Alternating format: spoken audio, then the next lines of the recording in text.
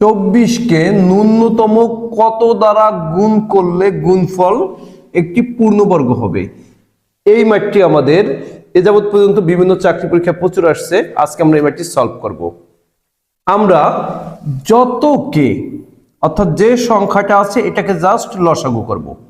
তাহলে দেখেন 2 দিয়ে যদি 24কে ভাগ করি 12 হয়, 12কে যদি আবার 2 দিয়ে ভাগ করি 6 হয়, 6কে যদি 2 দিয়ে ভাগ করি 3 হয়, আর করা যায় না।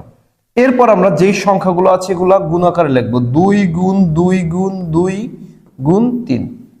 এখন আমরা দেখব জোড়া বানাবো। দেখেন এই 2 2 মিলে গেছে, আমাদের একটা জোড়া হয়ে গেছে। এখন এই 2 আর এই 3 এর কোনো জোড়া নেই। কিভাবে জোড়া হবে? 2 2 জোড়া হবে, 3 3 জোড়া হবে, এরকম। তাহলে এই দুইটা জোড়া নিয়ে অর্থাৎ জোড়া ব্যতীত যে সংখ্যাগুলো আছে ওইগুলো যদি গুণ করি তাহলে আমাদের উত্তর বের হয়ে যাবে। তাহলে 3 দুকানে কত? 6। তাহলে আমাদের অ্যান্সার কি? 3। আপনারা যদি এই অঙ্কটি বুঝে থাকেন তাহলে বইটা দেওয়া এই অঙ্কটি সলভ করে আমাকে কমেন্ট বক্সে জানান।